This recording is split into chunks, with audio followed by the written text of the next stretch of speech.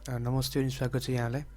आज हामी बुटस्ट्र्यापको नयाँ टपिक भिजिबिलिटी कुरा गर्न उपस्थित भइसकेका छौँ।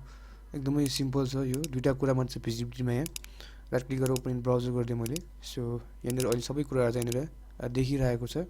सो त्यसको बारेमा आज कुरा गर्न गएको छु। यहाँनिर मैले यदि टपमा यहाँनिर इनभिजिबल लेख्यो भने चाहिँ यो कुरा यहाँबाट चाहिँ यहाँ बक्स चाहिँ रहिरहन्छ तर हराउँछ मात्र यो। जस्तो यहाँनिर अलिक देखिरहेछ अब यहाँ चाहिँ यो।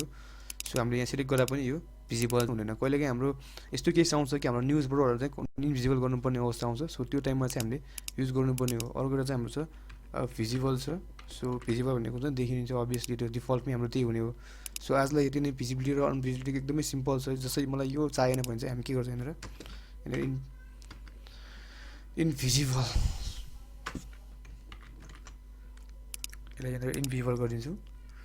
सो कुनै कोलमको एउटा कुनै आइटम्स या कुनै इन्फर्मेसन चाहिँ हामीले इन्भिजिबल गर्न सकिन्छ यसको युजले गर्दाखेरि। हस् त आजलाई यति नै। अर्को नेक्स्ट भिडियोमा कुनै नयाँ टपिकका साथ बस्ने बाचा गर्दै र प्लिज च्यानललाई सब्सक्राइब गरेर हुन भन्दै बिदा हुन चाहन्छु। हस्, नमस्कार। एकदमै सर्ट